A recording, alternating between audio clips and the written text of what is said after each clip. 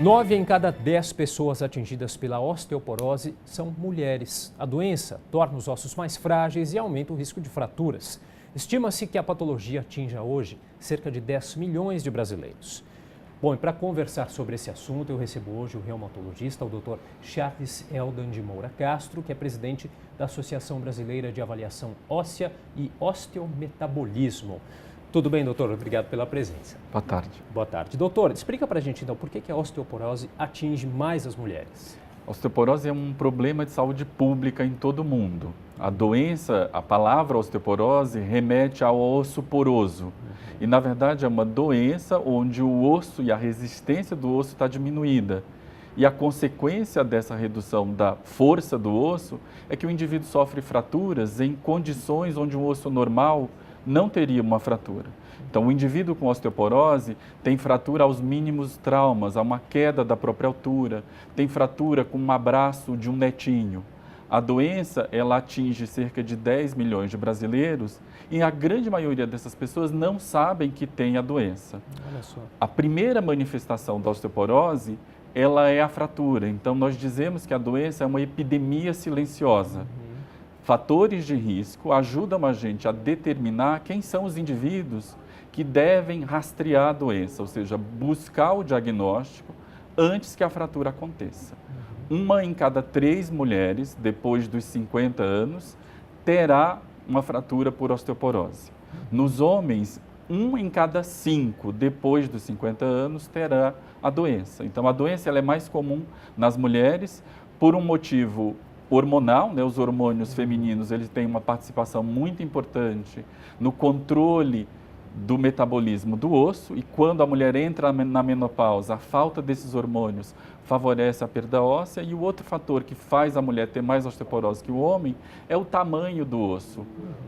O homem tem um osso geometricamente maior do que o osso da mulher e, por conta disso, o homem tem menos fraturas associadas à osteoporose do que as mulheres. Isso não quer dizer que o homem não esteja em risco e existe um cenário onde nós devemos buscar o diagnóstico da osteoporose nos homens. A importante mensagem que eu acho que deve ser passada é que a doença ela é frequentemente negligenciada. Aquele indivíduo que está perdendo a altura, o indivíduo que está diminuindo de tamanho, é um indivíduo que está em risco de ter fraturas vertebrais, de ter osteoporose. E a gente precisa identificar e tratar. E só para a gente entender, então, doutor, tanto homens quanto mulheres, essa preocupação deve começar a partir de que idade? Ou desde sempre tem que ter um certo cuidado com algumas questões? Nós costumamos dizer que a osteoporose é uma doença pediátrica que se manifesta na fase geriátrica, na fase da senescência, no envelhecimento. Então, é importante cuidar do osso desde cedo. Então, crianças que têm atividade física regular, que têm uma dieta rica em cálcio e proteína, construirão ossos fortes e durante o envelhecimento eles podem ter perda óssea, mas a poupança construída foi grande o suficiente para que eles não venham a ter osteoporose. Do ponto de vista do diagnóstico, indivíduos sem nenhum fator de risco, que são mulheres, devem fazer o exame de densitometria a partir dos 60 anos de idade. Nos homens, na ausência de fatores de risco, a gente faz a densitometria a partir dos 70. Em homens e mulheres que tenham fatores de risco, está indicado o exame antes dessas idades. Então, se o indivíduo tem uma história familiar de fratura, se o indivíduo tem uma doença inflamatória como artrite reumatoide, se o indivíduo é um fumante, se o indivíduo ingere mais do que 3 unidades de bebida alcoólica por dia, se o paciente faz uso de medicamentos como os corticoides, as cortisonas, esses pacientes precisam fazer a avaliação da saúde óssea antes mesmo dos 60 nas mulheres e antes mesmo dos 70 nos homens. Para a gente entender um pouquinho, como que se trata a osteoporose uma vez diagnosticada, doutor? Então, é importante que a gente reconheça que a osteoporose ela é uma doença tratável.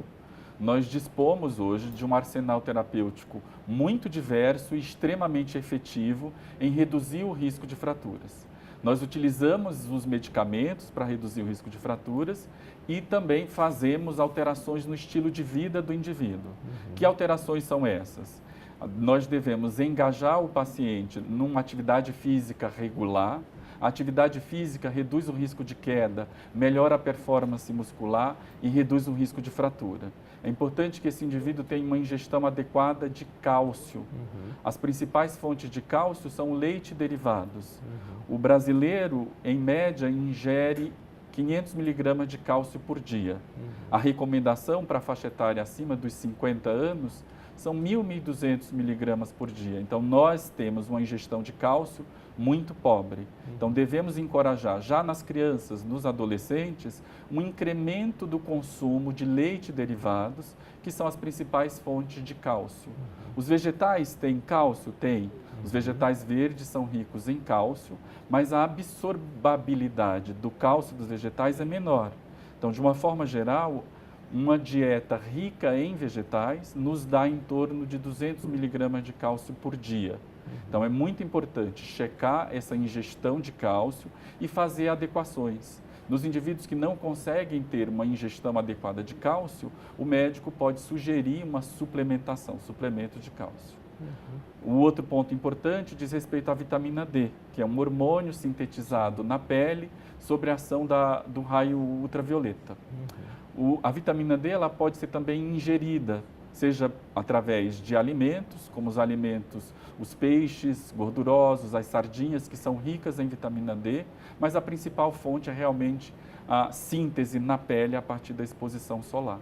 Então, uma exposição solar adequada, ela é capaz de garantir uma suficiência da vitamina D. E nos indivíduos com mais de 60 anos, é recomendado que nós façamos um diagnóstico, uma dosagem do nível da vitamina D no sangue. E se esses níveis estão baixos, está recomendada uma suplementação. Então, de um modo geral, nós usamos remédios para reduzir o risco de fraturas. Esses remédios, eles são muito efetivos e o tratamento da osteoporose se dá em longo prazo. Então, a gente precisa engajar o paciente a entender a necessidade do remédio em longo prazo. É um tratamento que se dá para o resto da vida, doutor? Não necessariamente para o resto da vida, mas é um tratamento em longo prazo. Existem alguns remédios que podem ser utilizados com períodos de pausa, que a gente chama de férias de tratamento. Mas a grande maioria dos tratamentos são tratamentos que precisam ser monitorados pelo médico e, eventualmente, o médico pode suspender o tratamento por um determinado período. No momento em que estamos, não existe uma cura para a osteoporose. Todos os tratamentos, eles reduzem o risco de fratura e essa redução do risco de fratura é algo muito importante. O que está na cabeça do leigo é que a fratura é um evento simples. Quebrou o osso, vai lá, engessa, faz a cirurgia e colou, e está tudo resolvido.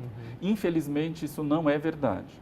No indivíduo que sofre uma fratura do quadril, por exemplo, esse indivíduo ele precisa ser hospitalizado para fazer uma cirurgia para a correção daquela fratura. Cerca de 20% a 30% desses indivíduos que sofrem uma fratura de quadril morrerão dentro de 12 meses. Então, a fratura por osteoporose é um evento que marca a fragilidade do indivíduo, que marca um aumento do risco de morte.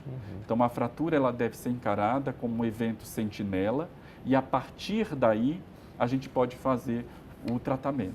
E naqueles pacientes que ainda não apresentaram fratura, se tem fator de risco, identificar a doença e iniciar o tratamento. Quanto mais cedo o tratamento é instituído, melhores os resultados, melhores os desfechos. Tá certo. Bom, queria agradecer por todos os esclarecimentos o doutor que é reumatologista, doutor Charles Eldan de Moura Castro, que também é presidente da Associação Brasileira de Avaliação Óssea e Osteometabolismo. Doutor, muito obrigado pela entrevista. Nós agradecemos a oportunidade de estar aqui.